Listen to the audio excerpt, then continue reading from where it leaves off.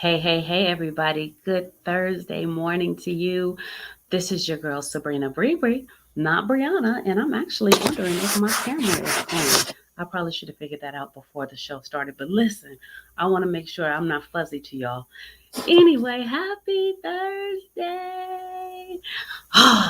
This is my favorite day of the week because I get to do one of the most joyful things that I get to do, and that's to sit down with you all and to have healing conversations.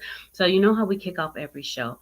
I'm going to ask that you would start tagging some friends so that they too can join these healing conversations. And we're live. So, I want you to feel free to sit down, join the chat, ask your questions, interact with us because we do this live because we love interacting with you. And I say we because I am not here by myself. Today, I'm going to shake things up and I'm going to introduce my rabbi first. So, would you guys help me welcome to the show? Now, I'm doing him first, so that means Dion isn't here. So, you guys got to help me welcome him like me and Dion do it, all right? So, help me welcome the best pastor this side of heaven to infinity and beyond, Dr. William Coleman III.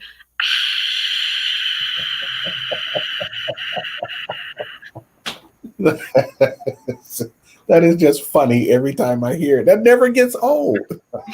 You know what? I cannot wait until we're back. The world is fully open and we start fellowshipping with other churches again. Because I'm be like, no, he preaching for y'all, but I got to introduce him. Exactly.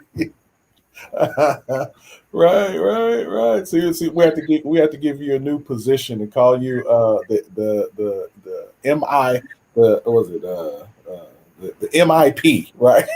Listen, The Master of Introduction I Pastor. gotta be the one to do it. Hey, Gigi, how are you?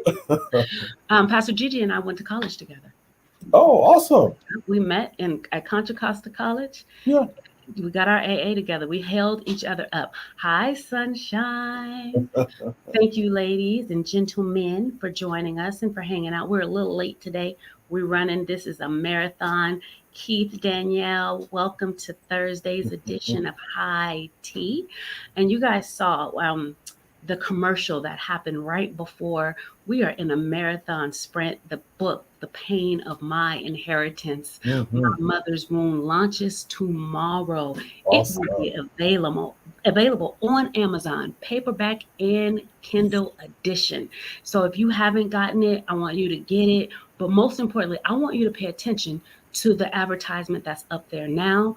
There is a book signing that we will be doing live and in person on August the 28th in the city of Benicia, California. So if you are local, I would love for you to be my special guest. Come, sit down, talk to Pastor, talk to Dion, ask some questions and get some answers. Because of COVID, though, this is a limited space event. Now, those of you that pre sale, you got your book already, your space is already reserved. However, we still need to know that you're coming. So, there's going to be an Eventbrite floating around. And so, we need you to register for this event. Now, hear me, people of multiple colors. We will be following all COVID protocols. So while we want you to be selfie cute, we want you to wear that mask. And Sabrina, the radical one, especially the radical one, and the rabbi will not tolerate you screaming, "You've been vaccinated." We need you to wear that good old sanctified mask. So bring the one out with the rhinestones that they wear at the Church of God in Christ. We want to see your mask, but we want you to be safe. And we are looking forward to having an amazing time with you. I think this will be our first live event, and we want you there. So now that was the commercial. Awesome. Boom. All right. So Rabbi, Hmm. we're waiting as we wait for Dion. We can go ahead and get started. Last week's conversation Yeah. was phenomenal. And for those of you that weren't with us, last week we talked about how do you heal a relationship where the other person is no longer with us. Mhm. Okay. And we decided that with us, you could mean that they were either not present because they passed on or because it's just not healthy and safe for you to still be in a relationship or fellowship with them. So they're just not available. We had a very robust conversation. Mhm. And so we're going to pick that conversation up today. Pastor gave us, I think he said he had a list of 6 steps that we could follow to kind of get started on this process. Right. And we got through three. And so we have three more today. But to take us back a little bit to bring us forward, just in case you weren't with us or you weren't able to take notes, Rabbi, I'm going to throw it to you to first say good morning, how you doing, and then to lead us in maybe a recap. Sure. I am doing well. Glad to be back with everyone on the show, and the ability to be able to talk about this topic. I know this is a topic that is uh, uh, it's a big issue for quite a number of people, and so I'm just happy to be here and pray that God would give me something to say that would help us in our processes of walking through um, the different hurts and challenges that life tends to throw at us. And so where we were last week, we talked about and kind of opened up talking about how this is a part of what we would call complicated grief. Mm-hmm. And so it's not just a simple grieving kind of situation, but this is much more complicated. There are a lot of moving pieces involved. And I was looking over my notes, and we talked a lot, but I think we only got to two of the points. Okay. Yeah, and so the first point was, and again, these are stages or steps that we could use to begin to walk through the process of being able to forgive. Because I think that was the question: is how do you forgive someone? Um, how do you forgive someone who is no longer with us, right? How do we and again, and like you said, that can be interpreted as someone who passed away or someone who is no longer available in terms of their presence, and we don't have access to them. And so what I would say is that there's a 6-stage process that we would use to go through it. And stage one would be, I would say, that we should allow ourselves to feel it. Mm-hmm. And so whatever those emotions, whatever those difficulties, those challenging feelings are, we have to allow ourselves to first feel it. Now, that's complicated, or can be complicated, especially for Christians. And let me just say this right quick: Christians have oftentimes we have much more of a complicated uh, uh, way through some of these things because of some things that we have been taught. Mm-hmm. And so one of the things is when I start talking about feeling it, one of the difficulties for Christians is to actually feel what we really feel, because there's a piece and part of us that recognizes that some of the things that I may feel, it doesn't feel like a Christian should feel them. So we have a complicated relationship with our feelings. Absolutely. Absolutely. Yeah. And for many of us, it's not healthy. Mm-hmm. It's not healthy. It's not, and I think we've often been taught the wrong thing about feelings, Mm-hmm. so that we begin to feel as though or think as though we are walking into, or that we are in sin because we feel a particular thing. Mm-hmm. And that's not necessarily so. Yeah, that's not necessarily so. Um, there's a whole passage that that kind of lays this out in the book of James, where James talks about how and he goes into it. I think it's at the almost near the end of the first chapter or in the middle of the first chapter, but he talks about if anyone is tempted, let no man say that he is tempted by God, for God does not tempt and cannot be tempted by evil. But then he says, when any man is tempted, it says that he is carried away and enticed, and it says by his own lust. Mm-hmm. And then it says, and when lust has conceived, it gives birth to sin. Mm-hmm. Say that, like, you have to understand that process. In other words, here's what he's getting at. He says, when people are tempted, they're tempted because he says they're carried away and enticed by their own lust, by how they feel. But if you follow the flow of the text, the temptation and the lust is not where the sin is yet. Mm-hmm. Mm-hmm. He says, when lust has conceived, it gives birth to sin. And Mm-hmm. so, how we feel is not sinful. What we do with how we feel moves us or determines whether or not we are actually entering into sin. So, hopefully, that makes It, sense. it makes perfect sense. And it reminds me of what I tell people when we're talking about anger. Yeah. Be angry. Don't Hmm. sin. You can Yeah. be angry. There's some moments in life that calls for anger. Righteous indignation, you should be angry. So having anger, again, is not the issue. What you do with it determine where we're going. Yeah, for sure. So yeah, that makes perfect sense, and I love that clarity. While you were talking initially, it Mhm. came to me that we have a complicated relationship with emotions, Mhm. especially for our male listeners or our male relatives. You know, the first thing you tell them is, "Don't cry, suck it up." Well, that's an Yeah, emotion, absolutely. right? But then on the other hand, you want them to be loving, you want them to be empathetic. That's an emotion. Right. Right. Yeah. And it's difficult to cut off one area of emotion and be true to emotion in another area of emotion At the same time. at the same time. Absolutely. And so we have a very complicated relationship with emotions that are just, for the majority of us, it is not or has not been very healthy. And then we wonder why we got ulcers and backaches and headaches and all that kind of thing, Yeah. because God has. And I think that's the thing that we miss, is we miss the fact that God actually built us with emotions, because emotions serve a particular role and function in life. Hmm. And to not understand that is to really kind of be out of sorts, Hmm.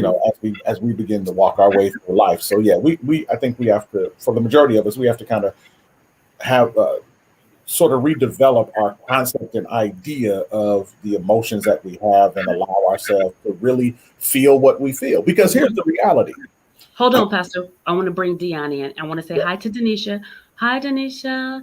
You guys help me welcome to the show. Pastor, now it's your turn. We can show Dion what it feels like to be on the other side of this. Okay. My friend, my grace, the radical one herself, Dion, the radical midwife.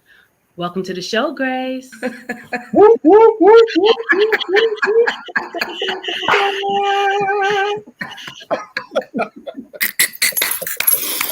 That is fire, right? Listen, if you never, ever been welcomed with a bunch of clappers and noise in the background, honey. Oh, listen. Oh, but to joy. Hi, Yes. guys. Hi. Now we know what Norm felt like on Cheers when every time he walked in and they Exactly. Where everybody knows your name. For sure. Good So, deal. Grace, as you were coming in, Pastor and I was just talking about laying the foundation for today's conversation, talking about the complicated relationship we Yeah, as Christians have with our emotions, because yeah. we've been taught to feel, not feel, all at the same time. Mm-hmm. Yeah. Yeah. I was gleaning from the background with all these inner workings of preparation for this book release that I cannot wait for on 8/28/21. Don't forget to register. I was listening. Especially in our culture, in our community, where we are technically told to be numb, Yeah. and express ourselves from a place of numbness. That numbness then becomes bitterness. That bitterness then becomes anger and rage and expression, unfortunately, because of such great suppression in our culture and our community. And so, Pastor, I think is great how you really unpacked even that information. I'm excited about what we will be able to glean and to lend to someone that's struggling, really with that idea. So I'm ready to jump into it. Let's get it. Here it So, is. listen, I thought that my Wi Fi was going to be synced today, and it is not. So, It's I not am going safe. to. step away, join from my phone, and hope I have a better connection. But y'all, I interrupted your thought. Okay. Go back to it. I'll be back, guys. Okay. All right. All right. Pastor, just to jumpstart it, you can go ahead and lead in from where you left off because she had interrupted your thought. Go ahead. Oh, okay. So I'm 53, so I don't. If you don't catch the thought when it's coming out, I forgot. right? If you don't catch that thing right there when it's coming. Just never mind. Now listen, you know you can't do that because you're not a girl, right? Only girls during menopause months get to do that and get a pass. But we'll let you slide because it's not frequent. With just the idea of that healing someone that's gone on, that was point number 2. Just lead in with your point number 3, and then we'll pick it up from there. Let's do it. Okay. Okay, gotcha. All right. So point number 1 was the feel it. Point number 2 was naming it. Like if you remember, we talked about that. That you got to kind of put a name to exactly what it is that we're feeling. Point number 3, however, is a little different. Point number 3 is balance it.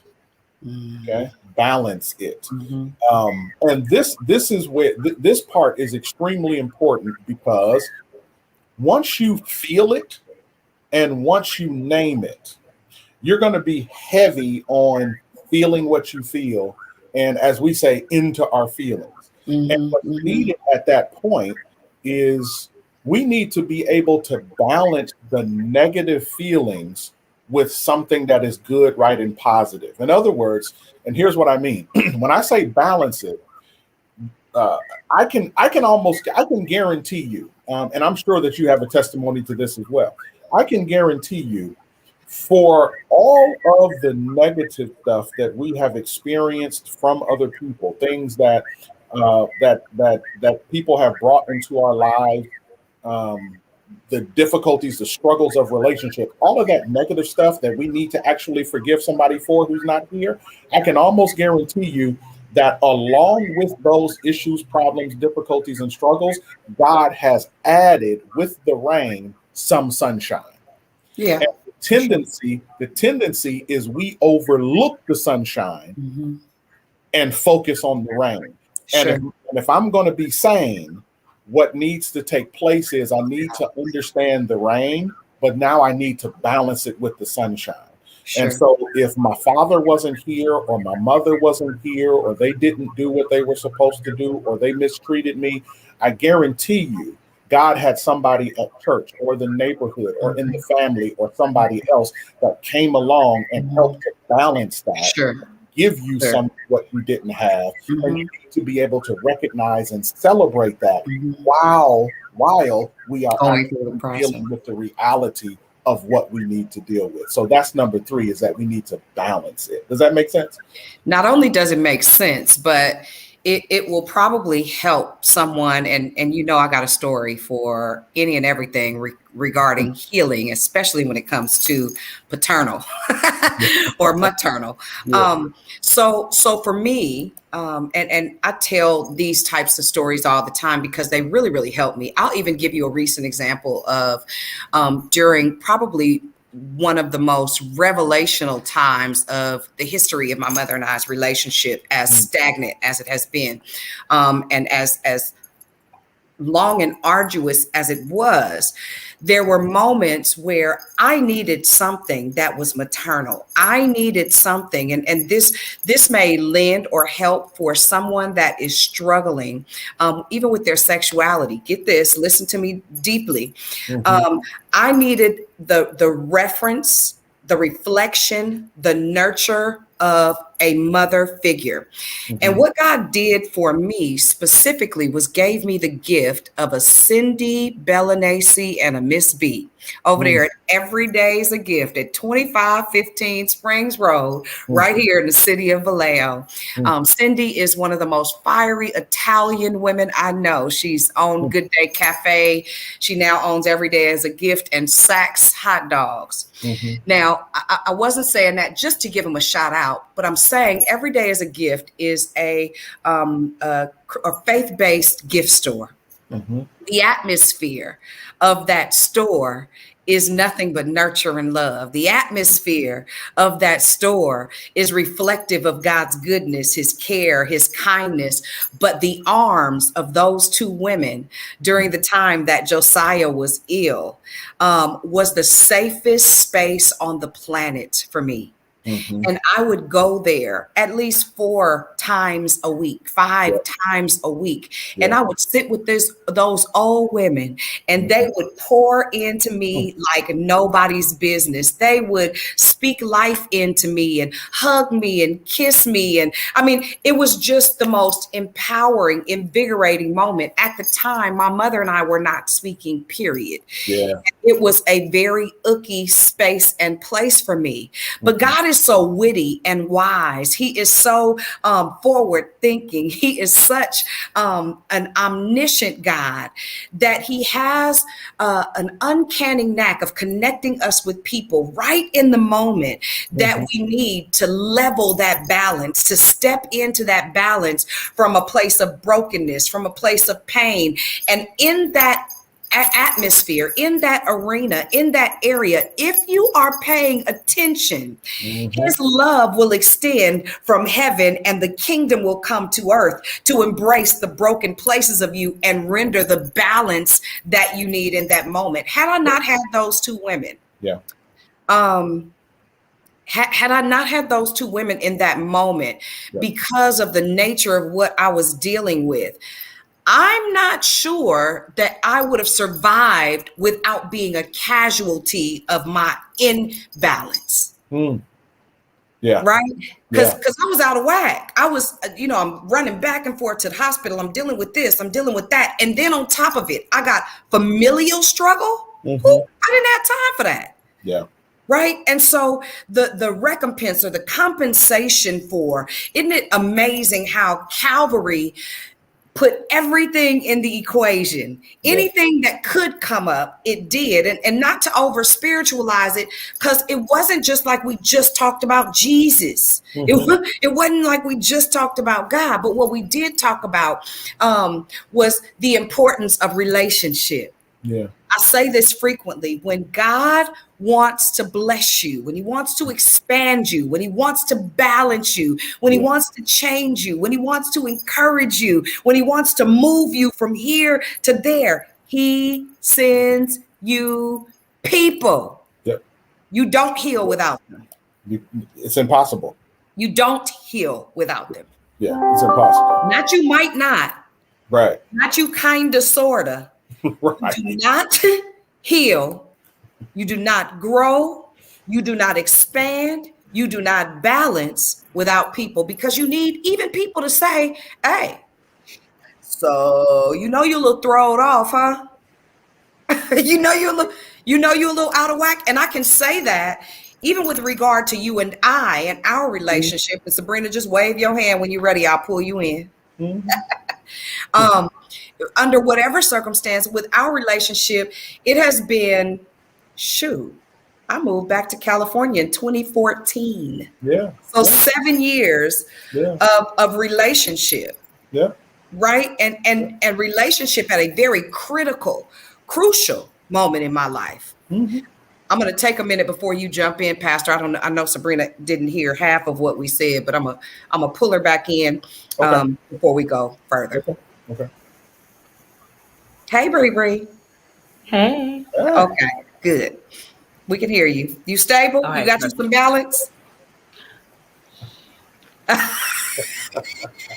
I was over here laboring and not in the gospel, so we'll see how it holds up. Okay. Pastor, go ahead and jump in on the heels of even what you just said.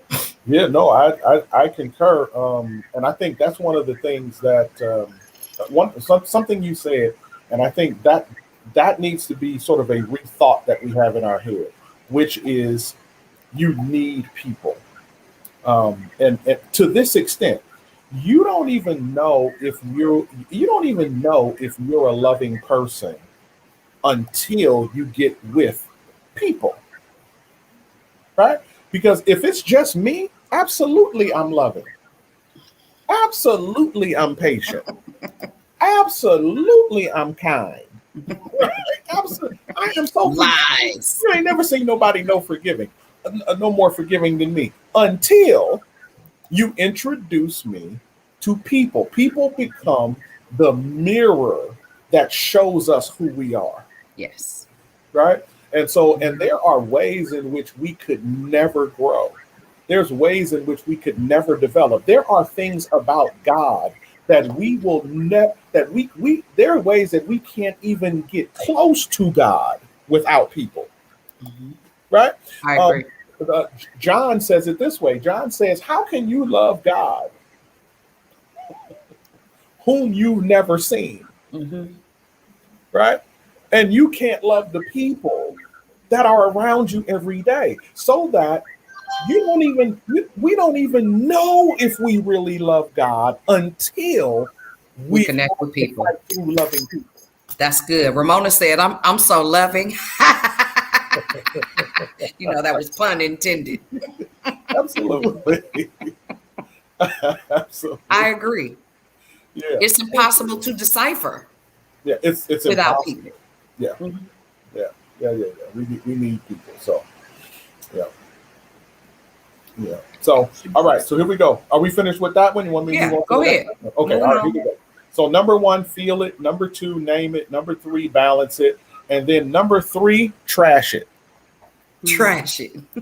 Trash it. Okay. And here's what I mean by trash it. Right. We'll probably have a field day with this one. What I mean by trash it is, if I'm going to heal emotionally and get to the point of being able to forgive people who have injured me, and they're no longer here, I'm going to have to learn how to, listen carefully, I'm going to have to learn how to trash myths about grief and emotion. Right? I have to learn how to trash the myths that surround grief and emotion.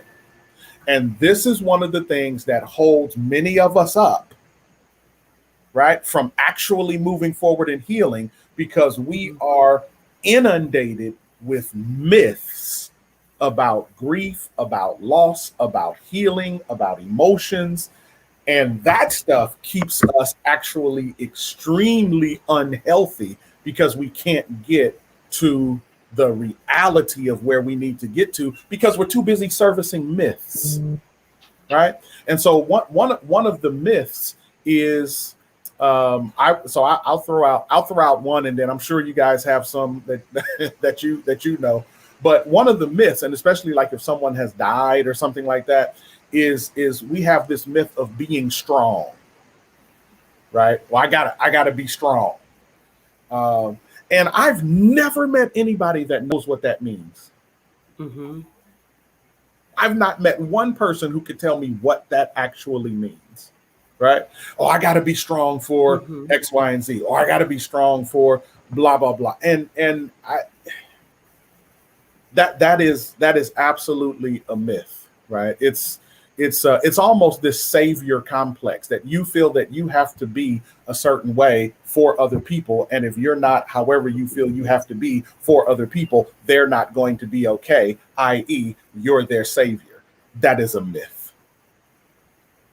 That is an absolute myth, whatever that means. I don't have you guys figured out what that means yet? That's a good one. Yeah. So Dion, your mic is on mute. I see. I'm sorry. I what's funny is because nobody can really tell you how to So I breathe. have one. Oh, go ahead. Go ahead, Burberry. Yo, her signal. Internet is. Oh no, you go. Her internet is trash today. Now that's what we ought to trash. Look, she trying to catch up. Look at her face. She got that over there with that uncircumcised internet connection. Wait, I feel like I'm watching a Jackie Chan movie. I'm watching one of them old karate movies. That's funny. That's funny. And now she done start whispering. So this is interesting. Two things. I think when you start to trash the myths of how to, and you got to be strong, and this, that, and the third. So many different elements come to mind when we think about it. It goes back to one of the things that we said about the cultural climates that we are brought up in. Yeah. It's funny how other ethnicities, and I'm not saying that they don't have their struggles too, but at first glance, they deal with grief so much better. And I think that may have something to do, and I'm gonna bring the book title back into play, with the reality that there's an inheritance that is far more than just an emotional inheritance. We, on the other hand, almost always are left with the emotional baggage, bills, being unprepared, the preparation of trying to handle this, that, and the third that was not prepared for in advance. There is no inheritance coming. There is no plan in the making for being able to preserve the quality of life that you used. Like, there are so many other things that we as pigmented people deal with outside of non-pigmented people who have a tendency to not only handle grief better, but prepare for grief better. That's another thing that we don't do that goes into play with this, because if you're not prepared for death, you're certainly not prepared for life. Real talk. Real talk. It's real talk. And it's scared. Yvette, I think that might be you, babe. We all moving, I think. When we consider what grief holds and what it houses, considering, I said this last week, we're all dying. Yeah. Right now. Yeah. Even while we're living, right? But we aren't prepared for that element emotionally, spiritually, financially, mentally. And so it lends to us validating those myths that have been said us by our history. Because we can look back and see where things weren't established, or where somebody didn't grieve effectively, or where somebody is still operating and walking from a center or a core of not having grieved effectively. Yeah. And I think when we start doing the business of living better and preparing for the next generations to come more effectively, we won't deal with a lot of the guilt that comes with somebody dying unprepared. Oh, for sure. Like, so that means stuff like life insurance that has something to do a lot of times with grief. Promise it does. Listen, because it compounds. Yes, it does. Yeah. It makes an ordinary grief situation turn into complicated grief. Sure. Right. And you're right, Dion.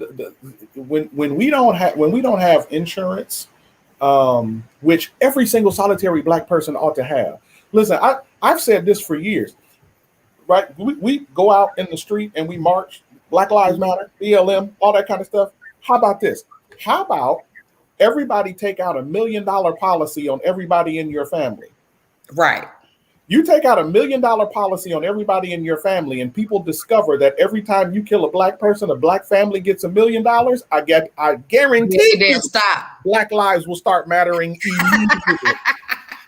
That's good, Pastor. Immediately. And so, yeah. So yeah, we need to make sure that we are insured and that our stuff goes into living trusts. Very much so. All of the insurance, property, all of those kind of things, because again, you're right. You want to be able to, at times of death, or just at times where things start falling apart, you want your business straight so that you can deal with what you need to deal with emotionally, and you don't have to worry about the business side of it too, and solve two problems at once. So yeah, you're right with that. Well, I think that it just adds insult to injury when you're already dealing with something. To be dealing with it and then to be absolutely put out by the expense of loss unprepared. Mm-hmm. Yeah. Right. Because imagine this, and I'm only speaking to this. I don't sell insurance. Mm-hmm.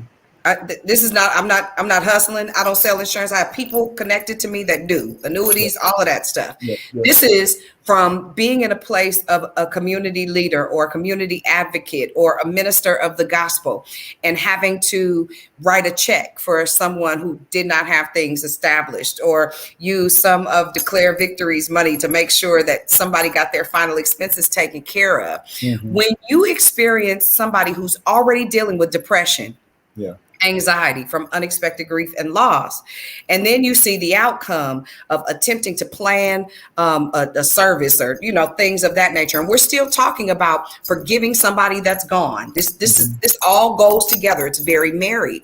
But when you see them go through a dark period, a dark season, and then come up for air, and now they're inundated with what they didn't have the capacity to take care of during their grief moment. Now you underwater in debt. Now you underwater emotionally. Now you underwater financially. It's hard to recover. Yeah. And then you start resenting somebody that's gone on to be with glory or Hades, whichever one they chose, because now here you are trying to recover and nobody's here to help you do it. Yeah. Right. So when I speak about insurance and what you just said, the $1 million policy, honey, they'll stop killing us when they know it's $1 million being poured out from all your premiums, Mr. Charles, right? So if we start making those type of active decisions, even grief won't be so elongated. Right. Even resentment won't be built up so high. The wall won't be so sustainable when you are in a better position. Yeah. Literally. Let me say this, and then I'm going to pass it to you, Rabbi. Listen. The time of loss is the greatest wealth transfer in the earth. It's the greatest time of financial transition for generations when you are properly positioned.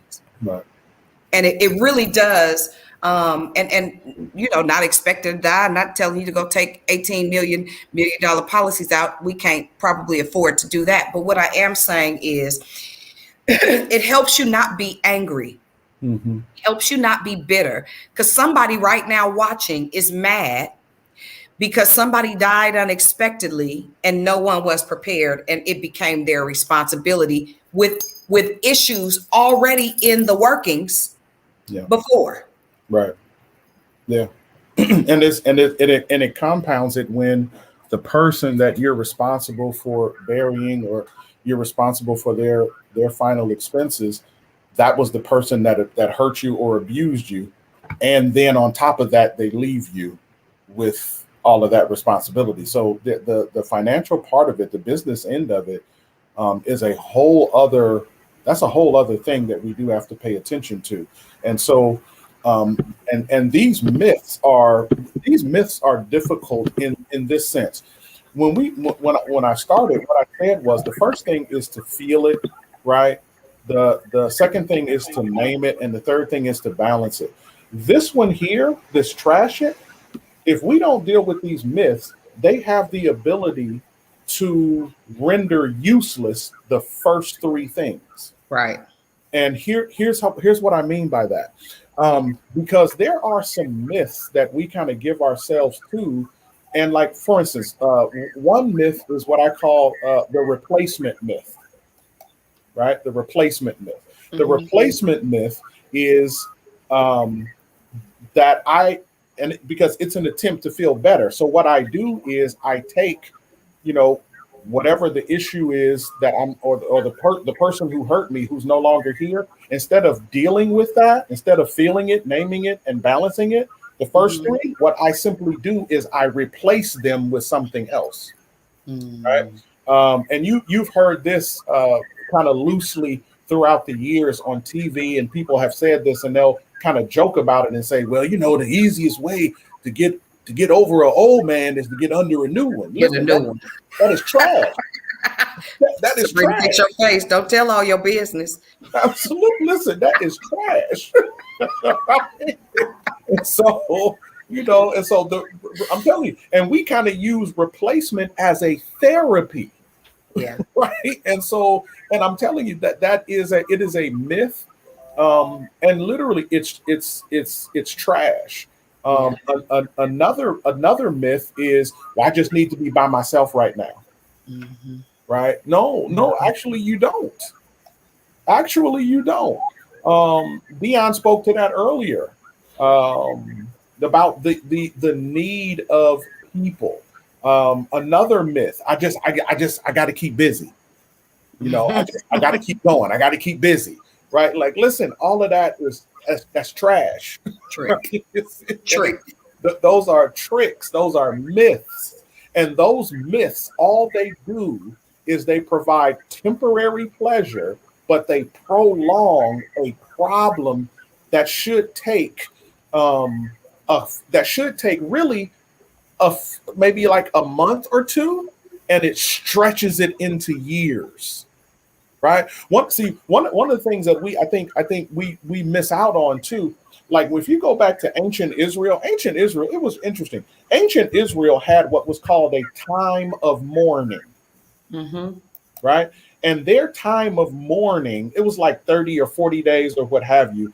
And you took that time and you didn't do any work. Everything was kind of relieved. Everybody came around and helped you. You grieved, you cried, you did whatever you did, and you got all of that stuff out in that time. Mm-hmm. And then those days came to an end. And when they came to an end, you had to pack it up and move it on. But mm-hmm. you were actually in a better place to do it because you spent time dealing with it, mm-hmm. and nobody really allowed you to get bogged down in these myths that would keep you from dealing with the issues that we needed to deal with. So again, all of those, again, just so many different myths that keep us messed up, and we have to learn how to trash that stuff. So I agree. Sabrina, let me see if you real time or if you still testing. Oh, there you go. So I want to blame you all for not praying, because even though my internet is uncircumcised, mm-hmm. you guys should be praying for my internet. It's not an internet, it's an internet today. Internet. INNAH. Net. Thank you guys for carrying on. Did you guys talk about my myth was going to be that time heals, and it was just the myth of time. Did you guys talk about that? No, we didn't. That's mine. And so, a lot of times we believe that grief has to have a period of time, and that I've seen people, even in therapy practice, where they weren't sad and they felt guilty, so they start self-punishing so that they could hold on to the sadness. Wow. That's people heavy. Who, are healthy. They processes like you just talked about, and they're able to move on, but they judgment from other people. Heaven help somebody lose a spouse and then they get married too soon. Oh, it's yeah. Too soon. Yeah, that's a horse of a whole nother color. I want to say this real quick before we get too far away from what Pastor Coleman just said. Deanna Shipman said this to me one day, and it really hit me in my chest. She said, "We do funerals well, but we don't do grief well at all." Right. And so even when you spoke to the custom of that wait time, that period where people came around and supported, people come around, and whether or not we will say this, you have to grieve the living in some instances and the dead. Mm-hmm. So a lot of times to be able to put all of that in perspective and really kind of give yourself permission, even with what Sabrina just said. I am put together really weird. I understand the process of grief. And don't misunderstand, I have my sad moments, but I get the cycle of life. Yeah. And so I don't struggle with elongated grief only because I process things, and I have a tendency to pre-process things, but I process them out. Even with what you just said, Bree, the self-punishing. There have been moments where I found myself guilting myself because I wasn't sad for an extended amount of time. Mm. And I had to catch myself in that moment and be like, wait, you knew this was part of the plan. You knew this was part of the process. Give yourself permission to move on. So even again, with the living and with the dead, sometimes relationships end. Yeah. And you know, you don't know how long is too long to be like, this is over. And I can even say this with a conversation Sabrina and I had during a season where there was a funeral that Sabrina's probably wished upon somebody multiple times, an actual funeral. But even though there wasn't an actual funeral, there was absolutely an end to relationship. And we had coffee one day. And I remember her, I'll let her tell it. You want to tell it, Bree? I might mess it up. Is the internet working? She over there delayed again. She over there delayed. So, can you guys hear me? We can hear you. Your face just froze. But we can hear you. I'm the rest of this one out. No, Miss Bree, do this. Miss Bree, turn your camera off, and maybe it will increase the ability for us to hear you. Oh, yeah. We're not pulling as much juice. Absolutely. Just do that. So I'll tell the story while she figures out how to. Okay, now talk. Can you talk, Bree? testing. Yep, you're good. Okay, now tell your part. Yeah, we can hear you. Okay, it's okay. She over there frustrated. I know her. She over there having a tantrum. I know it. Her feet are kicking her. I can't even be on my own show. So let me tell you. What you say? Say it again, Bree. You guys are mean. It's true. Because Pastor Coleman, you know, she literally did this. So am I in real time now? Yeah. Hi, Roz. Yes, you're in real time. You're in real time. Okay. So we'll pray through, saints. Okay. Now, what were you saying, Grace? So I was saying the time that we sat and had coffee, and we were in Pinole, and we were talking about grieving somebody that was still living, but the situation was ended. And I remember you saying, well, I was wondering if I should wait for a little while. Yeah. So you could pick it up if you remember. And you were like, how long? It's already been a little while, right? I was talking to someone this morning, and our feelings, our traumas, our experiences, I look at them like a backpack, right? We're going to carry it because it's a part of who we are. It's something we experience. We can't escape. However, we get to choose how we carry, right? If you're a student and you have a backpack and it's too heavy, most of the time you put it on both your shoulders. Right. If it's light and it's not that heavy, you may just sling it on one arm. Right. If you got to run for the bus and you just realize that you may pick that thing up by the hand and just keep it moving. Either way, in all three scenarios, you're carrying your backpack. And grief and trauma is like that. It will be with you, but you get to decide how you carry it. Is it going to impair you from moving forward? Or are you going to do it moving? And that's what that conversation was. It didn't sound like that at Starbucks when I had on my morning clothes and I had ashes and everything on my forehead. But that's what she was saying. How long? Because I wasn't even carrying it. It was impairing me. I was not moving. And the experience is still with me today. I just offered God a trade, a COVID trade, and I thought it was the gentleman's offer. So clearly it's still with me. And you had to pray the next day. I was concerned. Pastor D, told me I was going there. I went to the Lord with a gentleman's offer. I will trade you soul for soul. I got one. So it's clearly still with me, but I'm trying to do it moving. Yeah. And you know, I think when we consider um even how gracious God was in giving us a life and a season, telling us in advance that that's what it was, a life and a season. Um, I think that a lot of times, as um, you know, being a culmination of our lives' experiences, we have to figure out how to be rational about what we're dealing with on a Mhm. constant basis. And a lot of times, I think, for lack of a better word, immaturity would have you stuck in a location that you were only sent to visit. It was Mhm. always only just a pilgrimage, and I think it's really important that we understand that processing any and every part of our lives, be it grief, be it increase, be it influx, be it transition, whatever it is, it's always going to be how we carry it or how we go through it. That is always primary. That's always going to be first and foremost. Sure. And so, Sabrina, are you building a she shed? I'm sorry, I was trying to move to another piece of this. Another thing I ask clients when they do grief work, and I actually ask myself, is how is it serving you? Mm. With the way that you're carrying it now, how is it serving you? Mhm. Is it serving you as a badge of honor, Mm.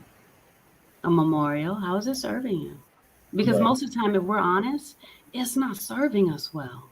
Mhm. It's true. Absolutely. Yeah.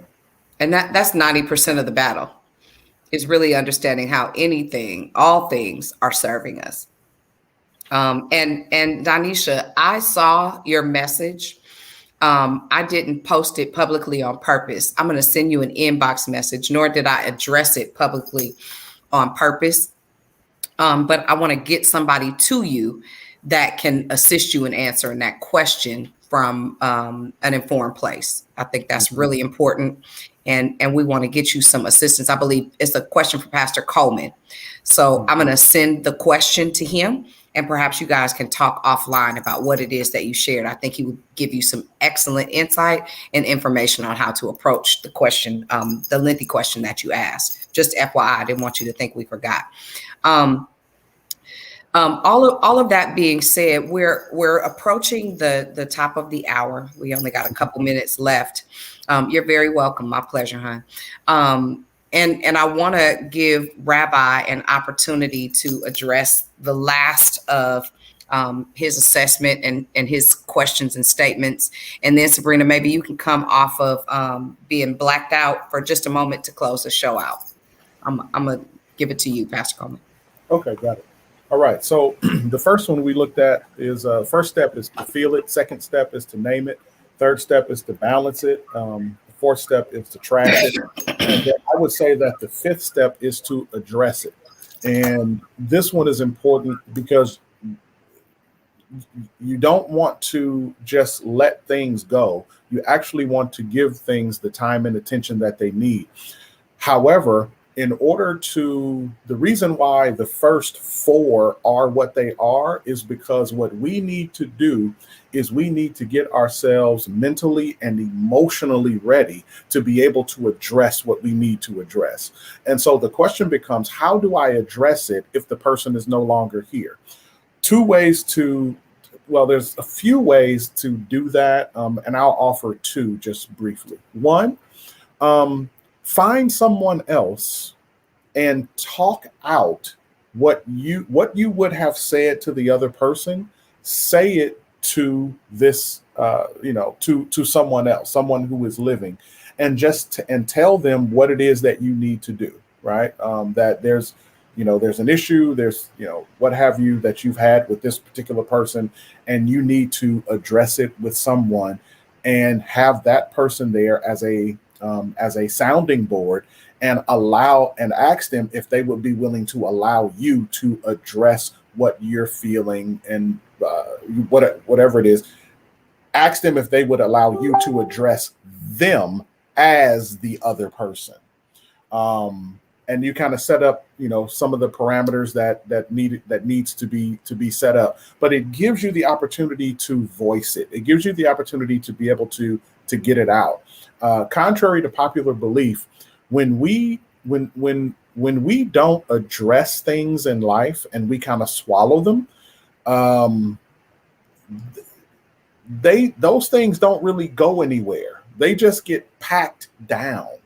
And what we need to do is we need to be able to, at some particular point in time, address it and say the things that we need to say and get it out of us.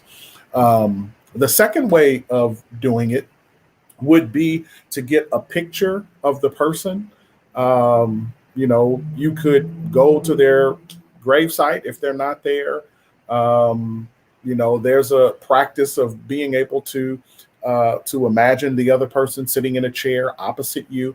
But in some way, shape, form, or fashion, you want to be able to address the person that you're talking to, whether it is through a proxy or whether it is through imagining them there with you or going to a physical location where you feel they would, where it's easier for you to imagine them there and actually address it. This is where what we talked about last week becomes very, very important, is that in order to address it properly, and again, and I know for some people it's like, I don't think that's going to work, or I don't know if that's going to make a difference. It does if you change your perspective. Okay, and again, I'm going to only deal with it from the standpoint of people who have passed away. When it comes to someone who has passed away, and we talked about this last week, their perspective, having passed away, their own perspective has changed. They now understand completely where they went wrong. They understand how they messed up with you. They understand what they should have done. And they probably have some regrets about what it was that they did, because their understanding is that much more full. If you change your perspective and understand them in that way, then you talking to them takes on a totally different tone than it would be like if you just are talking to a wall or talking into the air, that kind of thing. Like this is a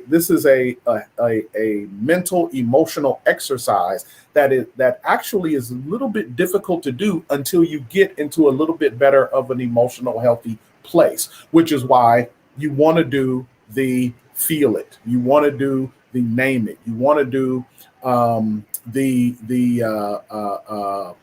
balance it. You want to do the trash it. You want to deal with yourself emotionally so that when it comes to this addressing it, you're in the mental, emotional place to be able to do that. And I guarantee you that it will help to get some of this stuff off of you and onto them or onto someone else.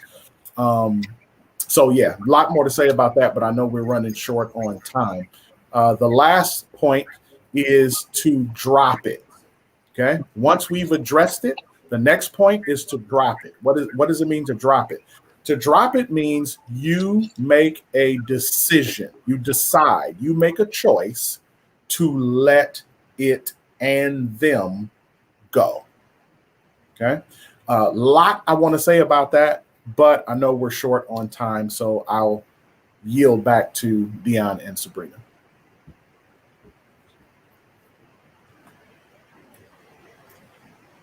Dion, your mic is... Sorry.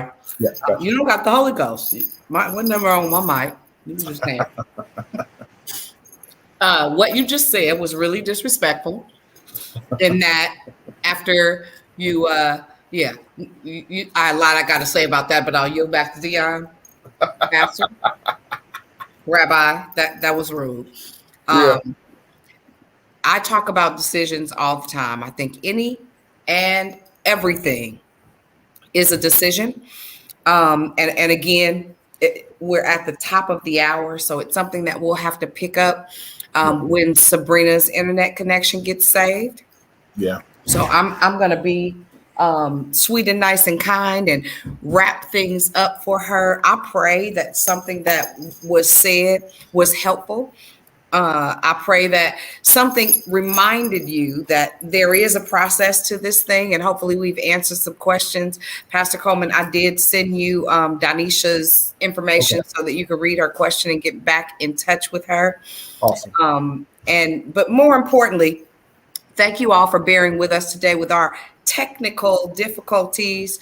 Do not forget, please, ma'am, please, sir, we have one day to the official book launch on Amazon for Sabrina, for us to go and not only show up and show out, but to support in such a way that she makes the bestsellers list. That happens on day one, which is tomorrow. Tomorrow, here, let me show you guys this one, available August 6th on app for Amazon and Kindle. And that is actually available right this second. You can go and purchase your copy tomorrow. Makes the numbers skyrocket. And so we're very hopeful that you'll help contribute to making her a bestsellers list. Also, don't forget, please, ma'am, please, sir, save the date for The Pain of My Inheritance, My Mother's Womb physical book signing. That's going to be on 8/28. It's the final Saturday in the month of August. You also still have access or action at getting the 13 Ways to Forgive Your Mother journal. And keep in mind, it's not just about mothers. It is literally a walked out process. It's a workbook. So it will be effective. Sabrina is also available for coaching, small group coaching, corporate coaching with regard to the book and the topics that are held therein. I appreciate you guys taking the time to come hang out with us. I'm going to do my good friend a solid and go ahead and close out everything for her. Thank Rabbi for joining us today. And listen, we'll see you guys next Thursday. Same bat station, same bat time. Don't forget to order your book and don't forget to register for the live book signing on August 28th. Bye, guys.